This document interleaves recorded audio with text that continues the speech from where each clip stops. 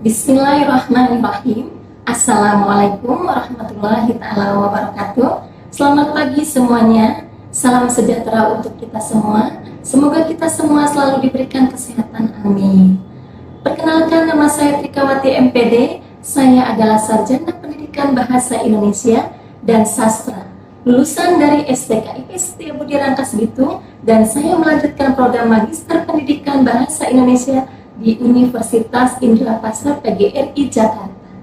Saat ini saya bekerja sebagai dosen di program studi D3 Keperawatan Fakultas Ilmu Kesehatan di Universitas Pelatihan Serang, Banten. Pada kesempatan kali ini saya akan menyampaikan bidang mata kuliah yang saya ampu selama mengajar. Tentunya berkaitan dengan bidang saya, yaitu mata kuliah Bahasa Indonesia. Salah satu mata kuliah yang saya ampu adalah Bahasa Indonesia dengan kode MK mata kuliah WAT 22105 yang mempunyai bobot 2 SKS dengan bobot 2T. Deskripsi mata kuliah ini berfokus pada pemahaman teori-teori kebahasaan dan komunikasi bahasa Indonesia yang baik dan benar secara lisan maupun tulisan. Adapun capaian pembelajaran pada mata kuliah Bahasa Indonesia yaitu: pertama, mahasiswa mampu memahami definisi bahasa. Yang kedua, mahasiswa mampu mengidentifikasi beberapa hakikat bahasa, yaitu bahasa itu sebuah sistem berwujud lambang, berupa bunyi, bersifat arbitrer, bermakna, bersifat konvensional, unik, dinamis, dan manusiawi. Teknik pengajaran yang saya lakukan pada mata kuliah yang saya ampu yaitu Bahasa Indonesia untuk capaian komunikasi menggunakan teknik DIA, yaitu delivery, interaction, dan assessment.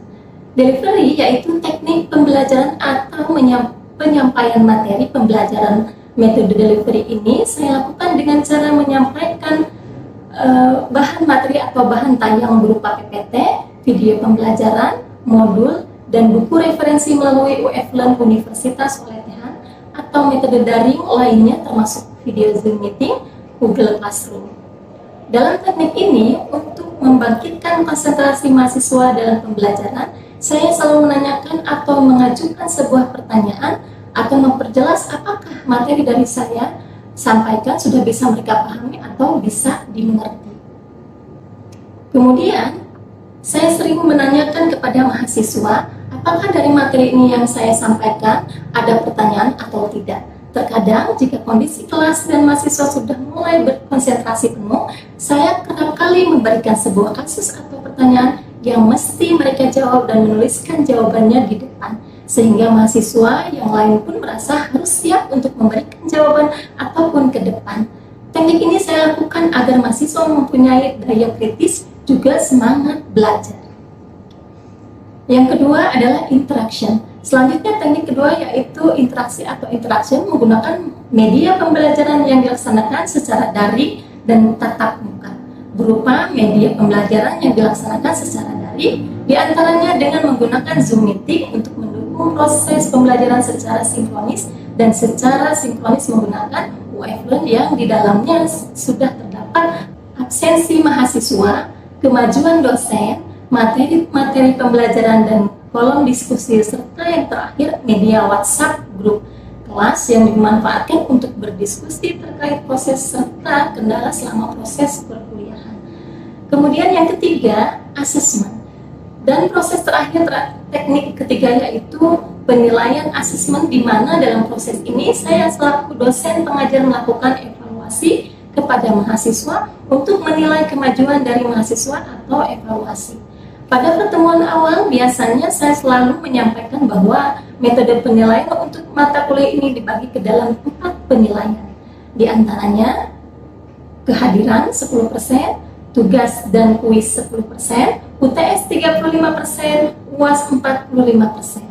Untuk memotivasi mereka aktif dan tetap disiplin, saya telah menyampaikan bagi mahasiswa yang selalu mengajukan pertanyaan, menyelesaikan tugas sesuai yang diminta dengan baik, kemudian aktif di kelas, saya akan memberikan reward nilai. Dan bagi mahasiswa yang terlambat datang dan tidak mengerjakan tugas, saya terus mendorong untuk tetap menyelesaikan tugas dan belajar bertanggung jawab. Selanjutnya saya akan menampilkan cuplikan proses belajar mengajar pada mata kuliah Bahasa Indonesia melalui pembelajaran online dengan aplikasi Zoom Meeting. Assalamualaikum warahmatullahi wabarakatuh. Waalaikumsalam warahmatullahi wabarakatuh. Selamat siang. Siang, Ibu. Bagaimana kabarnya hari ini? Sehat semua? Alhamdulillah, Ibu baik, sehat. Ibu gimana, Bu? Alhamdulillah Ibu juga sehat. Alhamdulillah beralamin bisa bertemu kembali dalam keadaan sehat walafiat.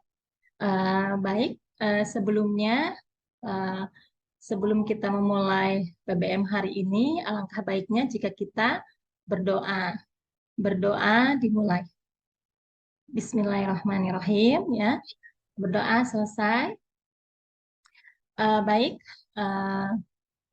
Selanjutnya adalah kehadiran ya. Sudah hadir semua ini? Sudah ya? Oke, kita kehadiran bisa diisi di UF Learn. Nah, bisa dilihat di sini, Ibu sudah siapkan daftar hadir mahasiswa yang ada di UF Learn. Oke. Sudah diisi belum daftar hadirnya? Sudah belum, Lisa? Widya? Sudah, Ibu. Sudah, yang lain sudah? Baik, terima kasih. Sudah, Ibu. Sudah. Baik. Nah, di sini sudah ada kehadiran, silahkan diisi. Jika belum, silahkan diisi ya. Oke, nah di sini ada materi hakikat bahasa yang akan kita pelajari hari ini. Kemudian setelah, dan ini materi silahkan diunduh ya. Silahkan diunduh. Sudah diunduh belum? Ada sih. Sudah diunduh? Sudah, Ibu. Baik, di sini setelah nanti materi, Ibu juga sudah siapkan kuis ya, beberapa pertanyaan tentang hakikat bahasa, gitu ya. Jadi sudah ada disiapkan di UF Learn. Nanti kalian tinggal unggah di bagian atau melihat langsung di bagian kuis di UF Learn, gitu ya. Baik, selanjutnya kita akan memulai materi, tapi sebelumnya Ibu mengingatkan terlebih dahulu apa materi yang sudah disampaikan minggu lalu, yaitu tentang kedudukan bahasa Indonesia. Masih ingat tidak? Iya. Ada yang bisa menyebutkan kedudukan bahasa Indonesia itu dibagi berapa? Izin menjawab, Ibu. Silakan, Siti Widya. Kedudukan bahasa itu ada 3, bahasa sebagai bahasa nasional, bahasa sebagai bahasa persatuan, dan sebagai bahasa negara. Baik, terima kasih Widya. Hebat Widya ya. Masih ingat? Yang lain juga sama ya, masih ingat bahwa kedudukan bahasa Indonesia itu ada 3 sebagai bahasa nasional, kemudian bahasa negara, dan bahasa persatuan. Nah, itu adalah materi yang minggu lalu. Nah, hari ini kita akan melanjutkan materi selanjutnya, yaitu tentang topiknya adalah tentang hakikat bahasa. Begitu ya. Sudah siapkah? Kita mulai ya. Sudah, Ibu. Sudah, Ibu. Nah, ini adalah materinya tentang hakikat bahasa, begitu ya. Materi hari ini. Kemudian ini adalah capaian pembelajaran ya MK Bahasa Indonesia ada 3. Yang pertama adalah mampu menguasai teori-teori kebahasaan. Kemudian yang kedua mampu mengaplikasikan bahasa Indonesia yang baik dan benar. Kemudian yang ketiga mampu menyusun karya ilmiah. Nah, karena di sini hari ini adalah topiknya tentang hakikat bahasa, maka capaian pembelajaran hari ini adalah yang pertama, termasuk ke poin pertama yaitu mampu menguasai teori-teori kebahasaan. Kemudian yang kedua, selanjutnya adalah tujuan pembelajaran. Nah, tujuan pembelajaran hari ini ada 2. Yang pertama adalah mahasiswa mampu memahami definisi bahasa. Nah, ini adalah tujuan dari pembelajaran hari ini. Kemudian manfaat yang bisa didapatkan setelah materi hakikat bahasa ini, ya manfaatnya yang pertama memahami makna bahasa, yang kedua adalah mengetahui ciri-ciri bahasa. Nah ini ya, baik dilanjutkan kita mulai saja materi pertama ya, materi tentang hakikat bahasa. Oke, sebelumnya ini ada gambar ya. Ada gambar siapa ini? Nah, ini perempuan cantik ya, sebelah kanan. Ini mungkin Widya, cantik sekali nih Siti Widya. Kemudian sebelah kirinya ada gambar sapi ya, begitu.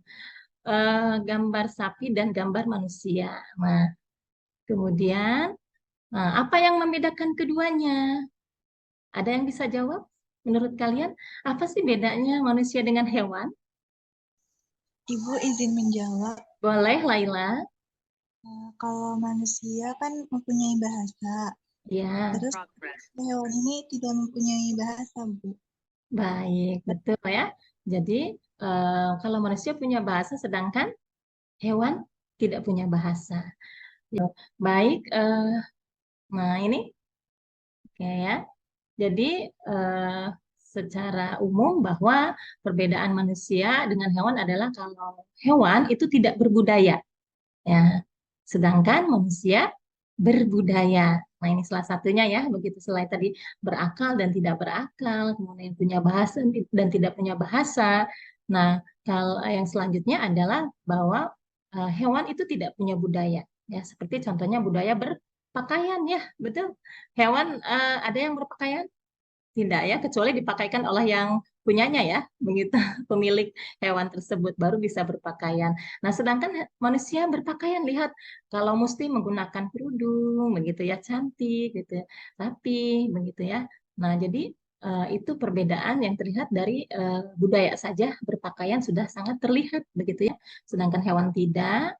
Nah, yang kedua adalah manusia memiliki bahasa, tadi sudah disebutkan ya, betul, memiliki bahasa, sedangkan hewan tidak punya bahasa. Pernahkah kalian mendengar hewan berbicara? Pernah? Himatul? Tidak pernah. Pernah, Tidak, tidak pernah ya. Ibu.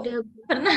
Apa hewan apa? Burung beo ya. Burung beo. Nah, burung beo juga itu dia bukan dia dari awalnya bisa berbicara begitu ya, tapi memang diajarkan ya atau mendengar ya, mengikuti, menirukan ya, menirukan bunyi. Biasanya kalau ada tukang sate, sate, sate, dia ikut sate, sate, begitu ya. Nah, di sini ada pertanyaan, apa yang dimaksud dengan bahasa? Karena kita akan mempelajari apa yang dimaksud dengan bahasa atau definisi bahasa. Ada yang tahu? Boleh jawab? Izin menjawab, Ibu. Boleh, Siti Widya. Silahkan, sayang. Bahasa adalah bunyi yang dihasilkan dari alat ucap manusia secara sistematis dan memiliki makna. Oke, baik. Terima kasih, Siti Widya. Hebat ya. Oke. Nah, ini ya. Bahasa adalah bunyi. Nah, bunyi yang dihasilkan dari alat ucap manusia, ya. Gitu, dari alat ucap manusia, gitu. Kemudian sistematisnya, selain bahasa itu adalah sebuah bunyi yang diucapkan oleh manusia, alat-alat ucap manusia, tapi juga sistematis. Apa itu sistematis? Beraturan, mempunyai pola. Nah, itu sistematis, maka bukan bahasa. Begitu. Kemudian memiliki makna. Begitu ya. Jadi bahasa itu punya makna. Jadi kalau tidak ada maknanya, maka bukan bahasa. Begitu ya. Contohnya misalkan bunyi burung, burung, bunyi ya diucap, maka kata burung itu termasuk ke dalam bahasa. Kenapa? Pada saat diucapkan berbunyi, ya kan, diucapkan dari alat ucap manusia, kemudian sistematis dan juga punya makna. Jadi tidak setiap bunyi itu mempunyai makna. Kemudian, nah ini seperti kata kuda, contoh kata kuda, aduk, daku, duka, ini adalah kata-kata yang sistematis. Berarti ini adalah apa namanya bahasa. Karena kata kuda, aduk, daku, duka ini adalah kata-kata yang sistematis, maka termasuk ke dalam bahasa. Begitu ya. Kemudian, nah ini kata burung. Nah, burung tadi sudah tahu ya, punya makna ya, bermakna, yaitu jenis hewan yang punya sayap dan bisa terbang itu adalah burung. Nah, sedangkan kata brungu, ungrugub, ya, burgeben, ini walaupun berbunyi, tapi dia tidak sistematis dan tidak punya makna, maka bukan bahasa. Bisa dipahami? Bisa dipahami? Bisa, Ibu. Oke ya. Jadi kalau bahasa itu bunyi, kemudian diucapkan dari alut ucap manusia, kemudian juga punya makna sistematis, maka termasuk ke dalam bahasa. Begitu. Walaupun diucapkan, tapi tidak sistematis, tidak punya makna, maka bukan bahasa. Begitu. Nah, ini bisa kita lihat. Jadi bahasa adalah bunyi yang dihasilkan oleh alat ucap manusia secara sistematis dan memiliki makna. Oke. Bisa dipahami pengertian bahasa? Juga kalian bisa melihat hakikat bahasa di buku Abdul Khair ya. Ini seperti ini buku Abdul Khair ya. Kajian teoritik ya. Sini ini buku tentang hakikat bahasa di sini ada. Jadi kalian bisa lihat atau membelinya atau mungkin cari di perpustakaan kampus ya. Perpustakaan ada buku Abdul Khair tentang hakikat bahasa, yaitu judulnya psikologistik. Ya. Oke, nah kita bisa simpulkan bahasa adalah ya, alat komunikasi antar manusia, betul ya? Yaitu kita setiap hari pasti akan berkomunikasi antar manusia. Kemudian yang kedua, mengungkapkan pikiran dan perasaan. Dengan bahasa kita bisa menyampaikan pemikiran kita, ide-ide kita, konsep kita, gitu ya, kepada orang, perasaan kita kepada orang lain, entah itu sayang, kecewa, marah, itu bisa diungkapkan melalui bahasa. Kemudian yang ketiga, menggunakan simbol-simbol komunikasi, baik berupa suara, jadi bahasa itu bisa disampaikan melalui suara, tadi bunyi ya, bunyi atau lisan, kemudian bisa menggunakan gestur, ya, sikap badan seperti gelengan kepala, anggukan kepala, itu termasuk ke dalam bahasa juga. Atau tanda-tanda berupa tulisan seperti surat, ya, itu termasuk ke dalam bahasa, begitu ya. Oke, sampai sini bisa dipahami ya pengertian bahasa? Kita lanjutkan. Nah, ini hakikat bahasa yang pertama ya. Hakikat bahasa yang pertama yaitu bahasa itu sebuah sistem ya.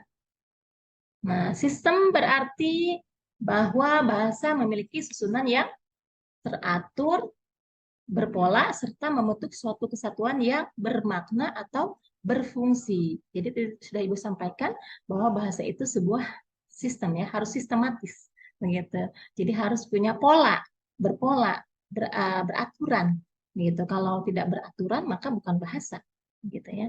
Sebagai sebuah sistem, bahasa itu sistemis dan sistematis gitu ya.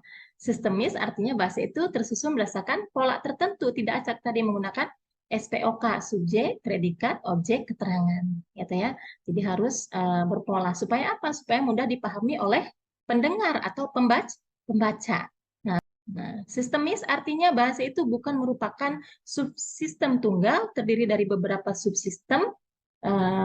Subsistemnya itu adalah yang pertama ada fonologi, ya. Fonologi itu adalah tentang bunyi, kemudian gramatikal itu adalah tentang tata bahasa, kemudian leksikal itu adalah tentang kosakata. Jadi bukan hanya satu subsistem saja bahasa itu, tapi juga ada fonologi, ada gramatikal, dan juga ada leksikal. Ada bunyi, ada tata bahasa, ada kosakatanya. Bahasa itu berwujud lambang. Ya. Bahasa itu berwujud lambang. Nah ini jadi bahasa itu bukan hanya bunyi saja, alisan atau tulisan, tapi juga jenis lambang, berwujud lambang juga termasuk bahasa, seperti jenis tanda, sig ya atau tanda. Apa itu sig? Sig adalah sesuatu yang dapat mewakili ide, pikiran, perasaan, benda, dan tindakan secara langsung dan ilmiah, gitu ya. Nah, contohnya apa? Ada asap, tandanya ada api. Nah, kalau kalian lihat dari kejauhan ada asap, kalian pasti akan berpikir di sana pasti ada apinya, betul tidak? Selanjutnya, bahasa itu bersifat arbitrer. Nah, ini ya, hakikat bahasa selanjutnya. Arbitrer dapat diartikan sewenang-wenang, berubah-ubah, tidak tetap, atau mana suka. Jadi yang dimaksud dengan bahasa bersifat arbitrer adalah tidak adanya hubungan wajib antara lambang bahasa yang berwujud bunyi dengan konsep atau pengertian yang dimaksud oleh lambang tersebut. Nah, contohnya misalnya seperti ini. Kata pisang, dalam bahasa Indonesia pisang, disebutnya pisang. Dalam bahasa Sunda disebutnya apa? Pisang disebut cau, ya kan? Kalau dalam bahasa Jawa, pisang itu disebutnya Gedang. gedang. Beda kan ya? Betul? Beda ya penyebutannya. Orang Sunda menyebut pisang adalah cau, sedangkan orang orang Sunda, orang Jawa menyebut pisang itu adalah gedang. Nah, ini yang disebut bahasa adalah arbitrer, mana suka, ya. Tidak ada hubungan wajib antara lambang bahasa yang berwujud bunyi dengan konsep atau pengertian yang dimaksud oleh lambang tersebut. Selanjutnya, bahasa itu bersifat konvensional. Nah, konvensional itu meski hubungan antara lambang bunyi dengan yang dilambangkannya bersifat arbitrer, tetapi pengguna lambang tersebut untuk suatu konsep tertentu bersifat konvensional. Jadi, masyarakat pengguna bahasa itu harus disepakati, harus patuh. Seperti tadi, ya, dalam bahasa Sunda, pisang adalah cau. Maka masyarakat pengguna bahasa Sunda harus patuh bahwa pisang adalah cau sebutannya. Ya, ayo ya. Cau disebutnya. Kemudian juga orang Jawa harus patuh bahwa pisang itu dalam bahasa Sunda adalah gedang. Maka masyarakat pengguna bahasa Jawa itu harus patuh bahwa pisang adalah gedang, ya. Kemudian selanjutnya bahasa itu bervariasi. Nah, ya, bahasa itu bervariasi. Nah, ada 3 istilah yang digunakan dalam variasi bahasa. Nah, yang pertama adalah idiolek, bersifat perorangan. Nah, ini idiolek ini artinya semua orang itu punya warna vokal suara masing-masing, warna suara masing-masing. Seperti halnya suara ibu dengan suara Ayu sama tidak? Tidak, Ibu. Tidak ya? Beda ya? Beda gitu ya, karena memang bahasa itu bervariasi dari bersifat perorangan. Artinya semua orang yang ada di dunia ini punya warna suara masing-masing. Ya. Kemudian yang kedua, dialek. Nah ini, variasi bahasa itu bisa berbeda karena yang kedua, dialeknya, yaitu sekelompok anggota masyarakat pada suatu tempat berbeda karena letak geografisnya. Jadi bahasa itu bisa bervariasi karena letak geografisnya yang berbeda. Seperti Serang saja ya, kan ada Jawa Serang, ada Jawa Serang Sunda ya bahasanya, betul tidak? Oke, selanjutnya adalah bahasa itu bersifat dinamis. Nah ya, dinamis artinya adalah berubah ya, berubah-ubah, kemudian menjadi tidak tetap, menjadi dinamis. Nah, perubahan itu dapat berupa munculnya kata atau istilah baru atau peralihan sebuah kata, begitu ya. Nah, seperti jadi bahasa itu mengikuti zaman, gitu ya. Manusianya berubah, maka bahasa pun ikut berubah, ya, begitu. Nah, contohnya seperti kata unduh. Nah, waktu zaman dulu ya, beberapa tahun yang lalu belum ada internet, ya, belum ada kata download, gitu ya, dalam bahasa Inggris. Nah, setelah ada internet, maka ada muncul istilah baru namanya download dalam bahasa Inggris. Nah, begitupun bahasa Indonesia mencari padanan katanya. Nah, padanan itu persamaan kata, bukan artinya ya, persamaan katanya. Jadi download adalah unduh, begitu ya. Nah, unduh sebenarnya dalam bahasa Sunda sudah ada ya unduh ya. Unduh itu apa artinya dalam bahasa Sunda? Unduh itu adalah Mengambil. Ayo pinter, mengambil semua, ya. Kemudian upload. Nah, upload itu adalah unggah, ya kan? Upload itu adalah unggah. Nah, jadi padanan katanya dalam bahasa Indonesia unggah. Nah, dulu tidak ada kata unggah dalam bahasa Indonesia, tapi karena mencari padanan kata upload, begitu maka kata unggah sudah bisa dibakukan. Unggah itu sebenarnya dalam bahasa Sunda sudah ada ya. Unggah itu artinya apa? Orang Sunda tuh apa? Naik, bukan. Naik. Nah, itu ya. Nah, sekarang Naik, Ibu. betul, sudah dibakukan untuk memadani kata upload. Nah, contoh lain, gadget Nah, ini gawai dalam bahasa. Persamaan katanya ya, bukan artinya ya. Ayo ya. Gadget adalah gawai. Kemudian selfie, swafoto. Website, laman. Gitu ya. Ini oke. Ada pertanyaan? Silahkan. Siapa tadi? Siapa yang mau Regina bertanya? mau bertanya, Ibu. Regina. Oh iya, sayang. Silahkan ya. Silahkan Regina. Kan katanya kalau bahasa itu kan ada ya, Bu ya. Ya, Tentu ada asal-usulnya, asal-usul ya. keberadaannya.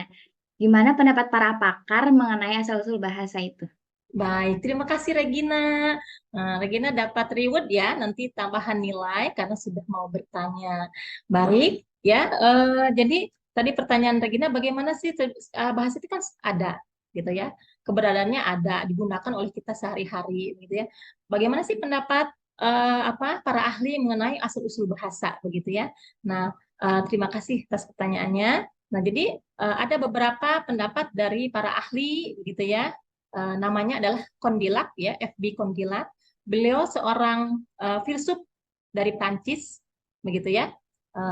Beliau mengatakan bahwa bahasa itu berasal dari teriakan-teriakan, teriakan-teriakan dan gerak-gerik, ya, teriakan dan gerak-gerik badan yang bersifat naluri yang dibangkitkan oleh perasaan atau emosi yang kuat. Kemudian teriakan-teriakan itu berubah menjadi bunyi yang bermakna. Jadi kalau menurut Kandilak bahwa bahasa itu dari teriakan-teriakan. Jadi karena berbahasa dan bermakna. Begitu itu menurut F.B. Kondilak. Kemudian para ahli agama nih, terutama agama Islam ya, gitu. Nah, menurut para ahli bahwa bahasa itu berasal dari Tuhan, ya. Kalau menurut agama Islam terutama ya, begitu. Jadi dari Tuhan. Tuhan telah melengkapi kehadiran pasangan manusia pertama, Nabi Adam dan Siti Hawa. Nah, dengan kepandaian untuk berbahasa, gitu. Itu menurut para ahli agama. Nah, itu dibuktikan dalam Al-Quran. Ada yang tahu? Surat Ar-Rahman. Surat apa? Ar-Rahman. Ayat berapa? Ayat 4. Ya. Allamahul bayan. Allah menciptakan manusia juga mengajari pandai berbicara. Jadi Tuhan yang menciptakan dan juga mengajari manusia itu berbicara. Begitu Regina. Mau menjawab Baik, atau Ibu. Jadi silakan? menyimpulkan, Silahkan. kesimpulan dari materi kali ini tentang hakikat bahasa, yaitu bahasa adalah bunyi yang dihasilkan dari alat ucap manusia secara sistematis dan memiliki makna. Nah, bahasa juga sebagai alat komunikasi antara manusia